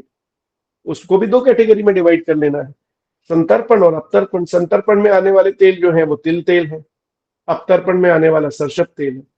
संतर्पण में आने वाला तिल तेल बला तेल है, शीर बला तेल है, धनवंतर तेल है, इतने इजी नाम है। महानारायण तेल है। अपतर्पण में आने वाले कोट्टम चुक्कादी है सरसप तेल के बाद, बृहत संदवादी है, लघु संदवादी है, सहचर आदि है। बहुत आसान मेडिसिन। आपको सब इतना सिलेक्ट करना है कि ये आमता में आए निरामता में है, शूल दोनों में लेके आ सकता है। अमाशय गत शूल, ये भी रेफरेंस चरक चिकित्सा अध्याय 28 वातवादी का अध्याय है। वहां पर भी लिखा है हृदय नाभि पार्श्व उदर रुक। पेशेंट आता है, बोलता है मेरे को सर हृदय एरिया में, कार्डियक एरिया में भी दर्द हो रहा है, अभी मैंने एग्जांपल दिया था, अम्बिलिकल एरिया में दर्द हो रहा है, चेस्ट एरिया में पेन हो रहा है, साइड ऑफ चेस्ट में भी हो रहा है, अपर एब्डोमेन में भी पेन हो रहा है। अब हमें लगता है कि इतने कॉम्प्लिकेटेड पेशेंट है, पेन इन एब्डोमेन जब मॉडर्न साइंस के हिसाब से देखते हैं तो लोग क्वाड्रेंट के हिसाब से पेन को देखते हैं। हमारे यहाँ अमाशय, पक्वाशय, गुद, सर्वांग, कोष्ठ ऐसे शब्द हैं, इन्हें ही बार बार सोचना समझना है और उसकी ट्रीटमेंट को सोचना है। अमाशयगत जब वात हुआ है तो अमाशयगत वात की चिकित्सा देनी है। उसमें षटधरण चूर्ण या उसकी टैबलेट को व्यान उदान काल में क्रश करके धीरे धीरे महारासना सप्तक के साथ उसे पिलाना है। अगर उसका बल बहुत ज्यादा कम है तो दशमूलारिष्ट के साथ पिलाना है, दशमूल क्वाथ के साथ पिलाना है। बल कैसा है पेशेंट का, स्ट्रेंथ कैसी है और उसे पेन की सीवियरिटी कैसी है, यहाँ पर पेंटाप्रोजोल डीएसआर नहीं देने की कोशिश करनी है कि अरे उसे तो चेस्ट इन एब्डोमेन हो गया, उसे हम एंटासिड दे देते हैं। एंटासिड से हो जाएगा ठीक, लेकिन उसके रूट कॉजेस पे रिजल्ट नहीं आते। पेशेंट ब्लोटिंग की कंप्लेंट बाद में भी करता रहता है। उससे बेहतर जब हमने षटधरण चूर्ण को एक्यूट इमरजेंसीज में यूज करना चालू किया, दशमूलारिष्ट के साथ, महारासना सप्तक के साथ, बहुत जल्दी रिजल्ट आए। उसके बाद खटिका के द्रव्यों को, कामदुदा को इसके साथ कंबाइन किया और रिजल्ट को और एनहांस किया। यहाँ पर मॉडर्न फिलॉसफी को नहीं लिया गया, यहाँ पर वात की चिकित्सा को लिया गया। कामदुदा में पार्थिवता और जलिता वाले अंग है और यहाँ पर प्रत्यात्मिक चिकित्सा के रूप में षटधरण मेडिसिन को यूज किया गया। षटधरण का रेफरेंस सुश्रुत में है, वात व्याधि अध्याय में। वो हमेशा कहते हैं षटधरण को अमाशयगत वात की अवस्था में यूज करना है। उसके लक्षणों को बताया है, उसके शूल के प्रकार को बताया है, उसके नेचर को बताया है, उसकी अंडरस्टैंडिंग को इस तरीके से ही लेना चाहिए। पक्वाशयगत वात, एक वैद्य जी थे पूना में जो प्रैक्टिस करते थे। पक्वाशयगत वात की जब अवस्था आती थी सीवियर कॉलिक पेन में और लुम्बेगो के पेन में, मतलब सामने में तो सीवियर कॉलिक पेन आएगा और पीछे जो त्रिक वेदनम लिखी है वो लंबर रीजन में पीछे से पेन आएगा, मिमिक करेगा कि उससे रीनल कैलकुलस हो गया है। कॉलिकी पेन की वैरायटी ऐसी रहेगी जो सीवियर एब्डोमिनल सिचुएशन में रहेगी। अभी जो हम हेम्प इंडस्ट्री बोल रहे हैं उसका प्रयोग बहुत पहले से ही होता आ रहा है और उन अवस्था के साथ साथ में मात्रा बस्ती का प्रयोग भी होता था। पहले वत्सनाथ के कल्पों का भी प्रयोग होता था, वहां पर महावात विध्वंस का प्रयोग बहुत अच्छे से पक्वाशयगत वात में व्यानुदान काल में दिया जा सकता है। और साथ ही साथ पक्वाशयगत वात की जो मूल चिकित्सा है बस्ती, उसका इंकॉर्पोरेशन मात्रा बस्ती के रूप में करना ही चाहिए। वात बढ़ा हुआ है, पक्वाशय का क्षेत्र है, बला तेल, शीरबला तेल, धानवंतर तेल, इनकी बस्तियां 30 ml to 60 ml बहुत तेजी से, मतलब पास देना नहीं है, सोच के, बहुत तेजी से सोच के उससे स्टार्ट करना चाहिए। और इमीडिएटली स्नेहन और स्वेदन जो कि बस्ती के पूर्व कर्म के रूप में आता है, वो भी पक्वाशयगत वात की चिकित्सा हो जाती है। पक्वाशयगत वात की जो कंडीशंस हैं उसमें लोग डायग्नोसिस में बहुत समय निकाल देते हैं और कोलिकी पेन की वैरायटी जानने के लिए कोशिश करते हुए कि वो एक्यूट अपेंडिसाइटिस तो नहीं, क्रोनिक अपेंडिसाइटिस तो नहीं। इसमें बस एक प्रिकॉशन हमें ये लेना है कि अगर ऐसी सिचुएशंस लगती हैं, फीवर आता है उसमें और पेशेंट जो है वो मोशन के साथ में अगर ब्लड, और अगर ना ब्लड आते हुए भी सीवियरिटी ऑफ पेन अगर ऐसी है जो कि लोअर इलियक फोसा में, लेफ्ट इलियक फोसा हो चाहे राइट इलियक फोसा हो, हमें दोनों में ध्यान रखना है। अगर ऐसी अवस्था जिसमें लेफ्ट इलियक फोसा में अगर पेन आ रहा है या राइट इलियक फोसा में पेन आ रहा है तो हमें इमीडिएटली उसकी सोनोग्राफी या फिर उसकी जो कोलोनोस्कोपी के लिए उसे प्लान करना चाहिए अगर वो लंबे समय से, और एक्यूट कंडीशन में तो सोनोग्राफी तो मिनिमम करना ही चाहिए।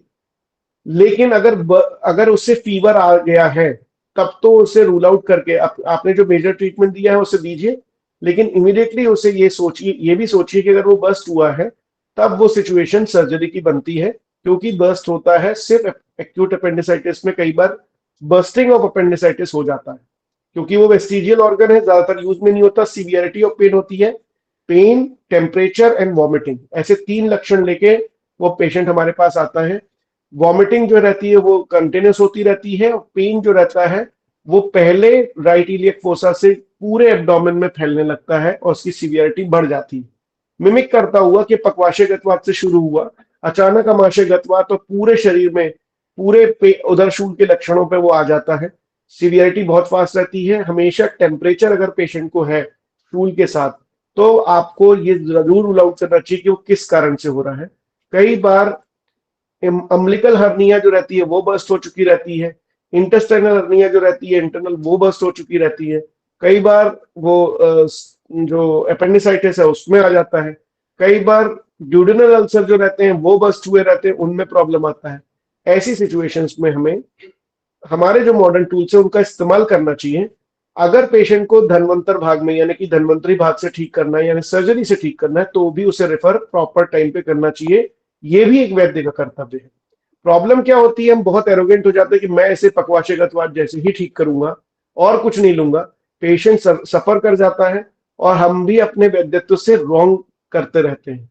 हमें कभी भी एरोगेंट और एडमेंट नहीं होना है। जो चीज आपको समझ में आके सही डायरेक्शन में आप उसे दे सकते हैं, उसका टाइम, मतलब मेडिसिन का टाइमिंग, मेडिसिन का अनुपान, मेडिसिन की मात्रा और पेशेंट की अवस्था प्रॉपरली डायग्नोस करने के बाद ही देनी चाहिए।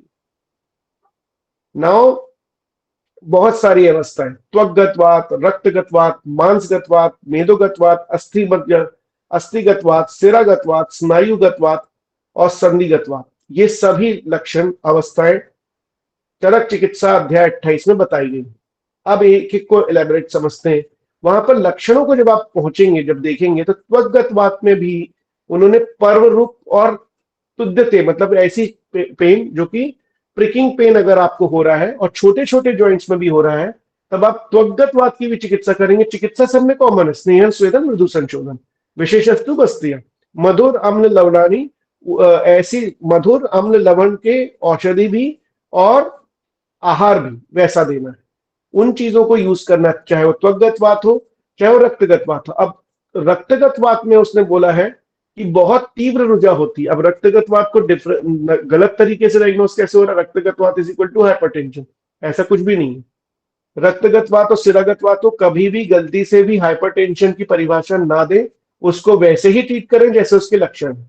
रक्तगतवात में उन्होंने बहुत सारे ऐसे लक्षण जो कि एलर्जिक डर्मेटाइटिस से मैच करते हुए, एक्सेप्ट तीव्र रुझा, तीव्र रुझा की जो अवस्था है जिसमें सीवियरिटी ऑफ पेन बहुत ज्यादा है, उन अवस्था में, एक्यूट पेन की अवस्था में, हमें कई बार रक्तमुक्षण से आसानी से इलाज मिलता है, अलाबू से आसानी से इलाज मिलता है, या फिर कई बार सिर्फ विद्य कर्म करने से आसानी से इलाज मिल जाता है। हमें ये डिसाइड करना पड़ता है कि सीवियरिटी एंड लोकेशन क्या है।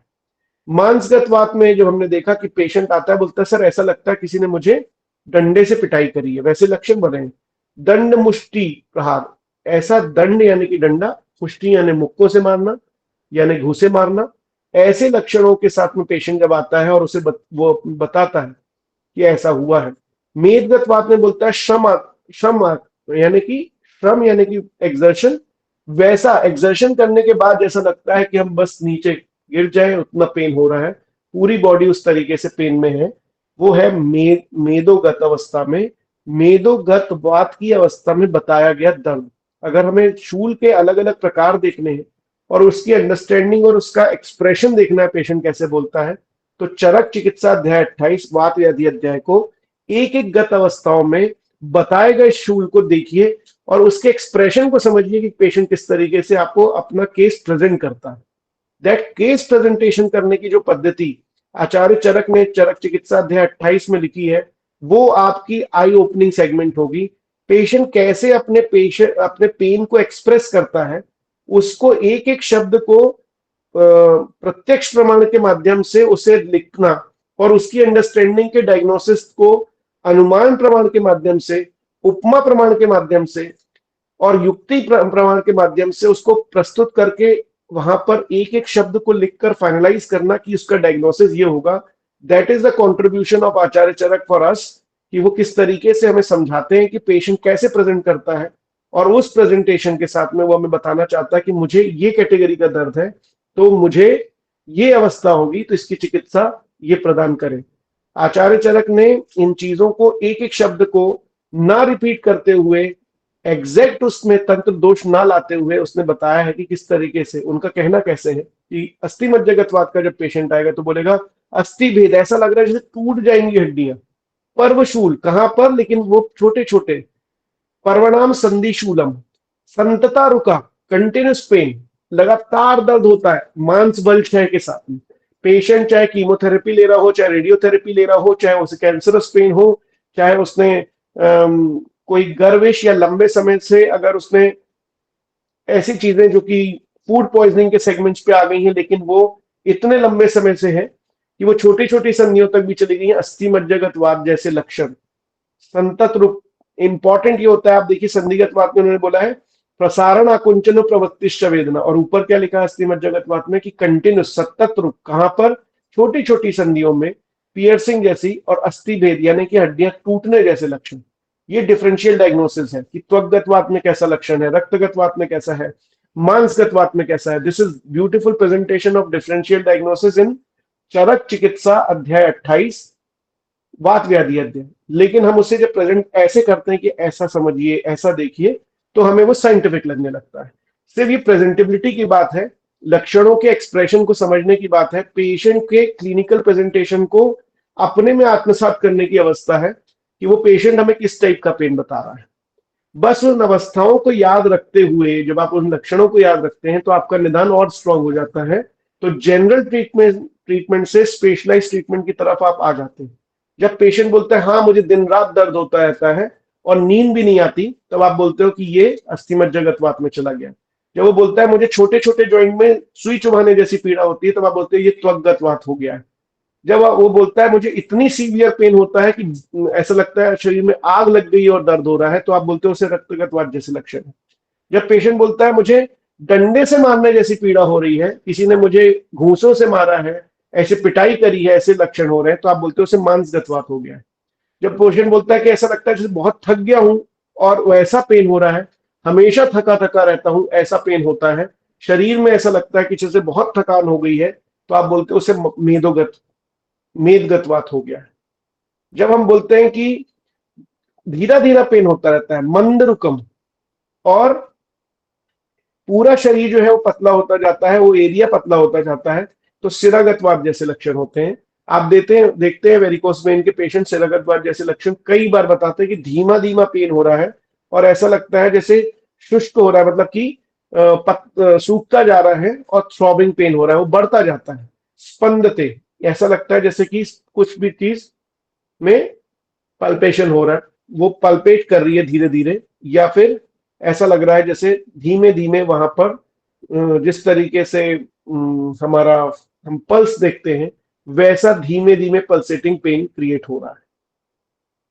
स्नायुगत वात, very important, neuralgia kind of pain in feet and shoulder. स्नायुगत वात में जहां जहां पर भी स्नायु है, चाहे वो टेंडन्स हो, चाहे वो टेंडनाइटिस हो, चाहे वो रोटेटर कफ टेंडनाइटिस हो, इन सभी स्थानों पे स्नायुगत वात जैसा डायग्नोसिस करना चाहिए और समझना चाहिए।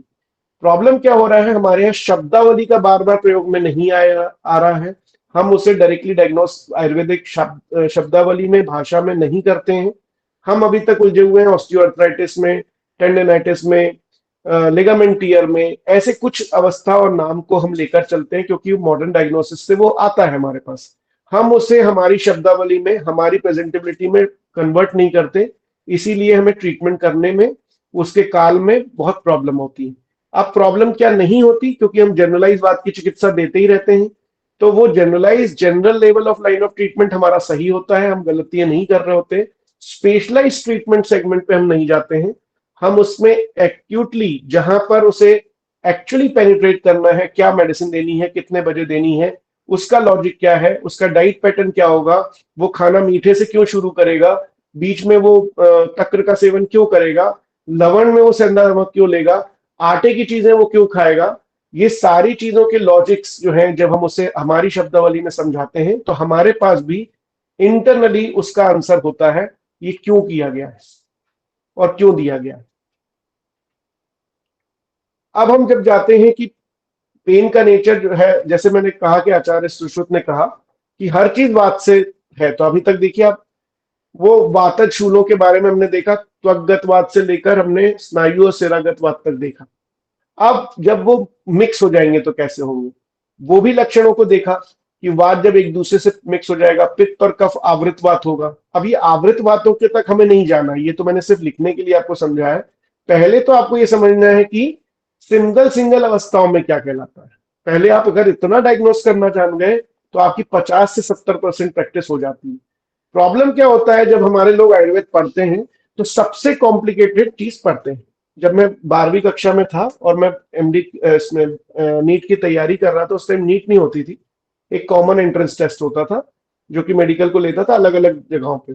तो मैं एक टीचर थे हमारे, उनके पास पढ़ने जाता था, तो मैं उनसे पूछता था, sir how to crack this PMT exam, that was my constant question. तो वो हमेशा बोलते थे 94% के जो क्वेश्चन आते हैं जो आसान होते हैं उस पे कंसंट्रेट करना तो आप पास हो जाओगे।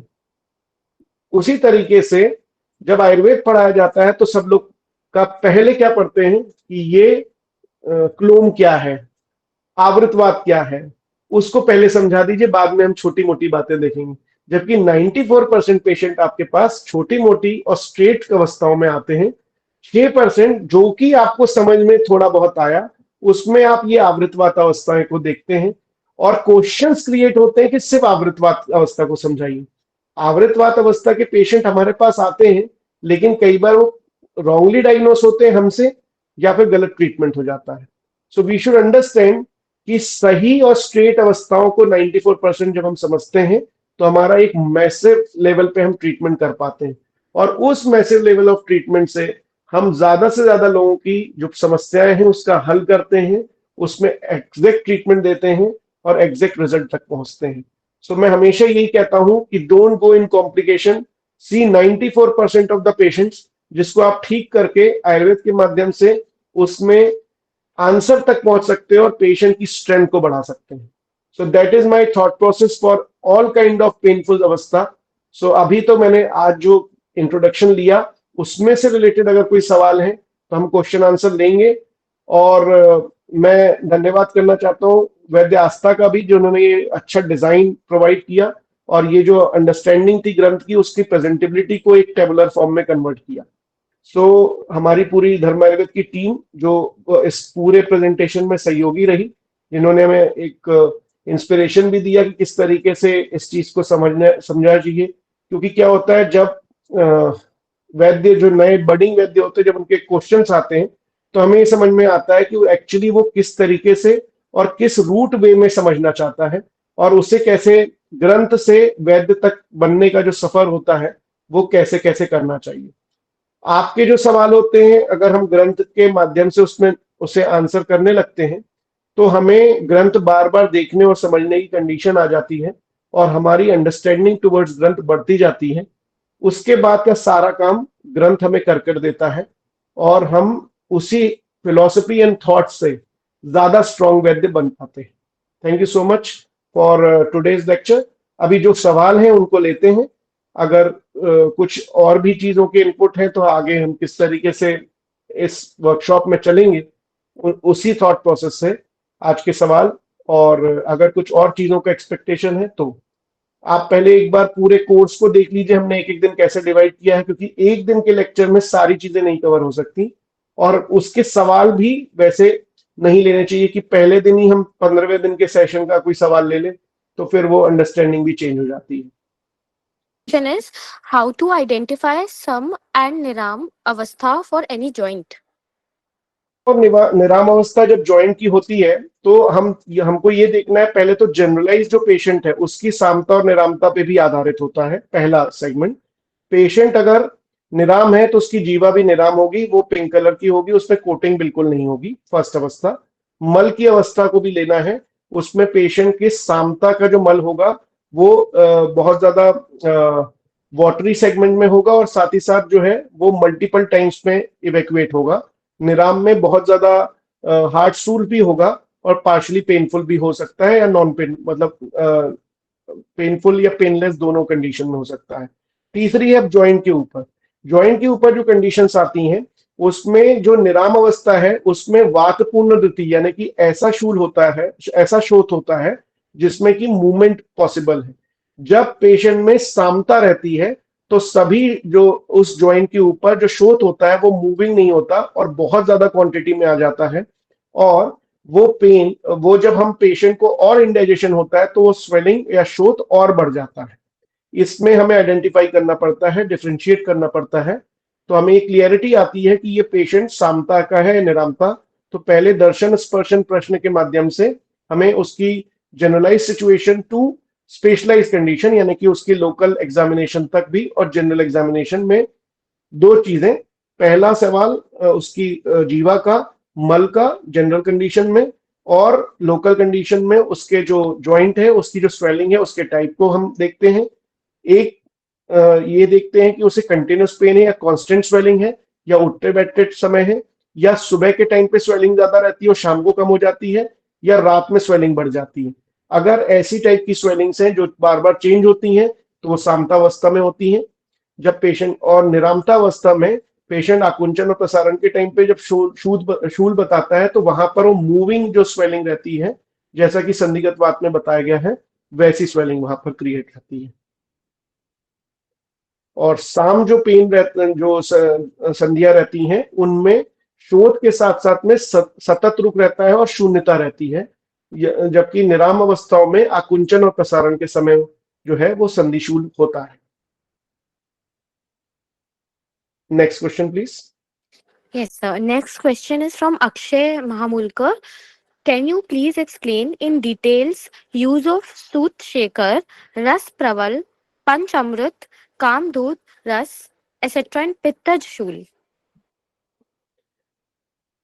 सूतशेखर, प्रवाल पंचामृत एंड कामदुदा रस, ये तीन Yes. चीजों को उन्होंने चाहा है कि पूरी चीजों को एक्सप्लेन किया जाए।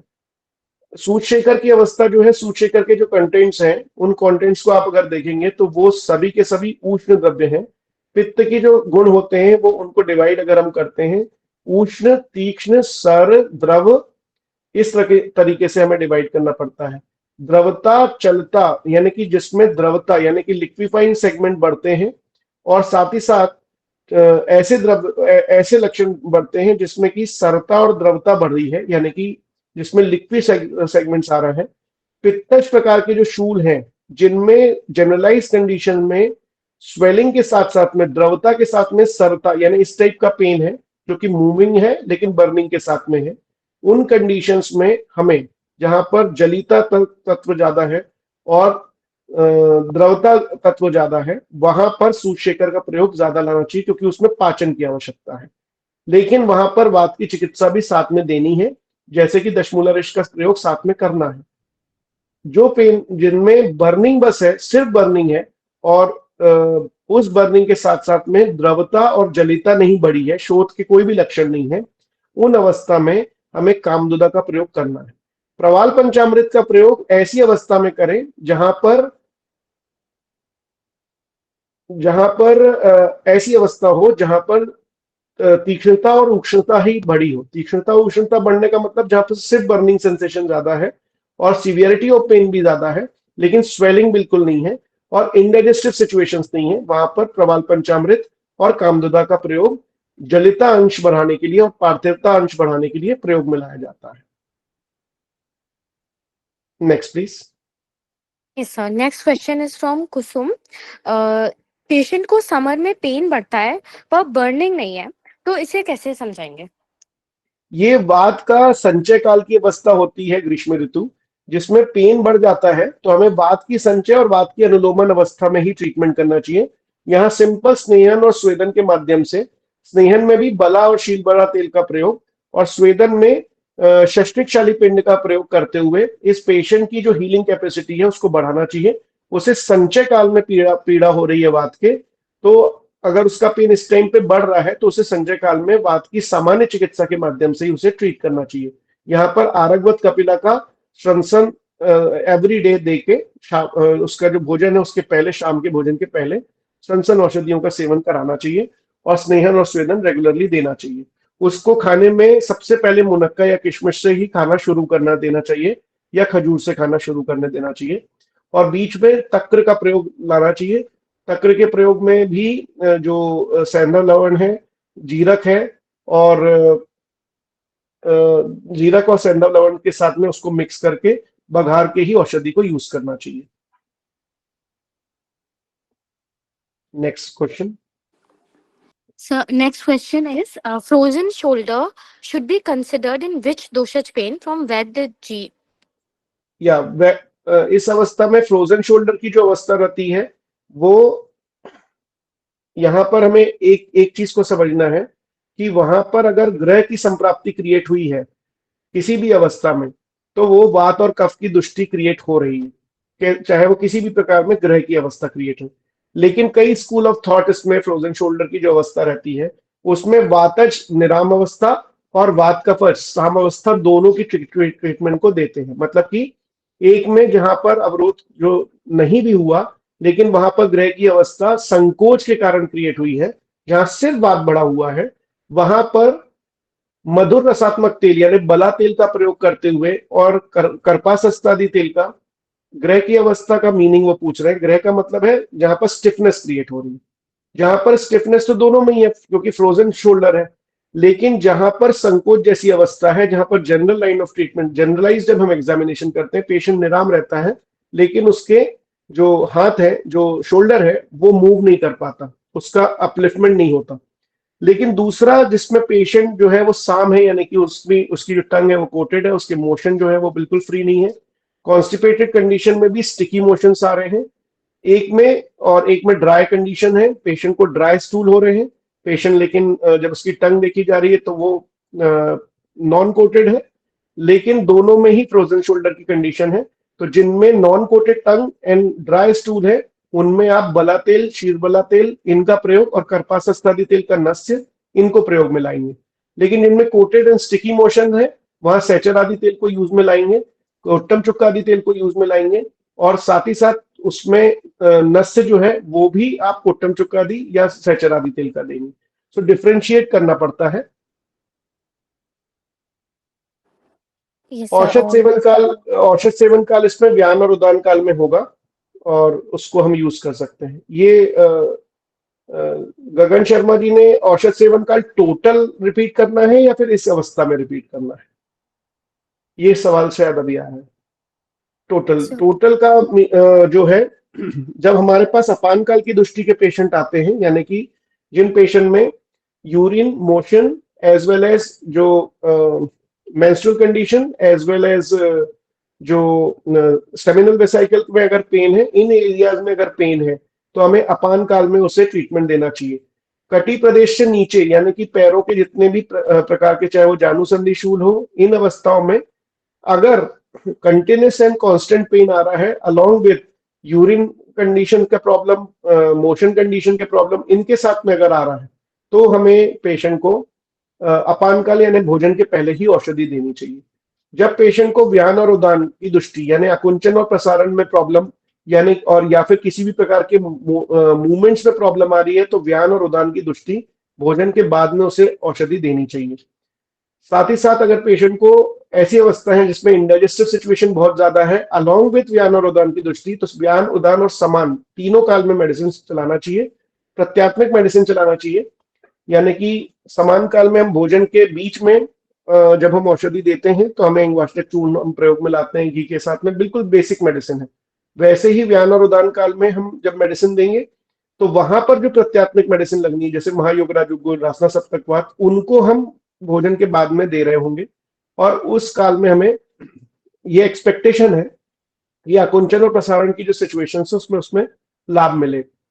इसी प्रकार से जब हमें एग्जैक्ट सिचुएशन होगी कि यूरिन सिचुएशंस में है, मूत्र की अवस्था में, तो सामुद्र काल में भी और साथ ही साथ अपान काल में दोनों टाइम पे हमें औषधि देनी पड़ती है।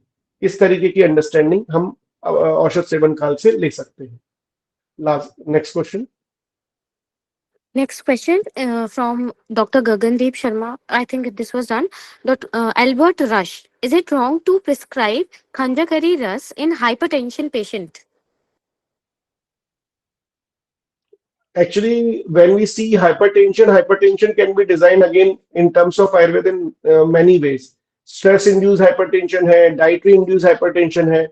So in this way we have to understand. खंजनकारी रस इन हाइपरटेंशन, ऐसा आंसर में थोड़ा सा मुश्किलात ये रहेगी कि वो स्ट्रेस इंड्यूस अगर नहीं रहेगा तब तो पार्शली वो काम कर जाएगा। लेकिन अगर वो पेशेंट स्ट्रेस इंड्यूस हाइपरटेंशन में है तो कंडेनारी रेस्ट का कोई प्रयोग में नहीं है, कोई यूज ही नहीं है वहां पर। Next question doctor Rajneesh Sharma, स्वर्ण कल्प का उपयोग कौन सी अवस्था में करते हैं, सम या फिर निराम? वो साम और निराम अवस्था को देखकर नहीं किया जाता, क्योंकि जो नैनो पार्टिकल्स का प्रयोग है वहां पर अग्नि का, दोष का, धातु का, मल का प्रयोग में नहीं लाते। वहां पर योगवाही गुणों से उसको काम किया जाता है, वैवाही विकासी गुणों से काम किया जाता है, जहां पर डायरेक्टली मेडिसिन जो है वो यूटिलाइज हो सकती हैं, डायरेक्टली मेडिसिन यूटिलाइज होती हैं। आप समझ रहे हैं मैं कैसे बोल रहा हूँ? वहां पर अग्नि, दोष, काल, इन चीजों को देखकर मेडिसिन नहीं दी जाती, योगवाही बेसिस पे डायरेक्ट टेक करने की खले कपोत न्याय के माध्यम से मेडिसिन यूज करी जाती है। Next question is from vaidya ji, can you please explain frozen shoulder in detail? वो जिस दिन फ्रोजन शोल्डर का सेशन आएगा उस दिन हम एक्सप्लेन कर लेंगे। आप एक बार, मैंने इसलिए कहा था कि थोड़ा सा प्लीज जो सेशंस हैं उनको रीड आउट करें, जहां पर लिगामेंटस इंजरी, टेंडन इंजरी आ रही है वहां पर हम उसको एक्सप्लेन करेंगे। Next question is from Rajneesh Sharma, असव अरिष्ट एम्प्टी स्टमक दे सकते हैं? आसव और अरिष्ट एम्प्टी स्टमक जब ही दे सकते हैं जब अपानकाल की दृष्टि हो, और उसे दिया भी जाता है। जैसे कुमारी आसव को दिया जाता है, दशमूल अरिष्ट को दिया जाता है। हम जब अपान दृष्टि में उसे काम करते हैं तब दिया जाता है, लेकिन क्वांटिटी जो है वो जो आधा पल मात्रा में ही उसे प्रयोग में लाया जाता है। वहां पर एक पल मात्रा जो 40 ml की मात्रा दी गई है उतनी मात्रा में हम लोग प्रयोग में नहीं लाते जब तक बल पेशेंट का अच्छा ना हो, स्ट्रेंथ ऑफ पेशेंट पे डिपेंड करता है। लेकिन यस, आंसर इज दिस कि जब पेशेंट अपान दृष्टि में आता है तो आसवरिष्टों को भी हम प्रयोग में लाते हैं खाली पेट में। Next question doctor Gagandeep Sharma, औषध काल भोजन से पहले और बाद में कितने मिनट पहले या कितने बाद में एवरेज होना चाहिए? जब हम लोग भोजन के बाद लेते हैं तो 20 मिनट्स बाद में लेते हैं, और भोजन के जो पहले लेते हैं वो हम लोग अप्रोक्सीमेटली 1 आवर पहले देते हैं। जो मैंने इजी फॉर्मेट बनाया है कि हम लोग भोजन पेशेंट को देते हैं 10 से 11 के बीच में और शाम को 5 से 6 के बीच में। तो भोजन के बाद में मतलब कि 6:20 पे उसकी औषधि जाती है और 11:20 पे औषधि जाती है भोजन के बाद वाली। भोजन के पहले वाली 8 बजे सुबह जाती है और 4 बजे शाम को जाती है अपान काल। Sir, these are last the end question of for the day. questions. Yes, thank you so much. So one more question is there from Dr. Abhilasha Bharadwaj. Sir, since you were telling Dashmul Arisht in Sannipataj pain, but some Vaidyas do not prescribe Arisht in Pitta condition. How to tackle this?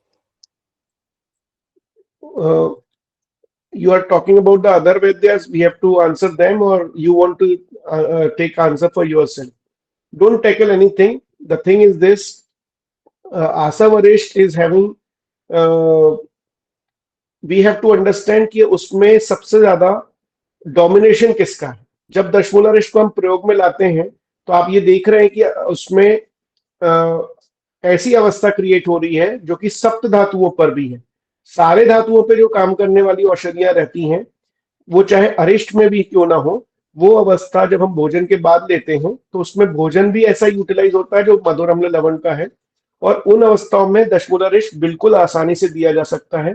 पित्तज अनुबंध ना होके अगर पित्तज अनुबंध है, मतलब कि पित्त का डोमिनेशन बहुत ज्यादा है, तब हमें घृतपान करना चाहिए और दशमूल घन का प्रयोग घृत के साथ में यूज लाना चाहिए। ये डोमिनेशन पे है।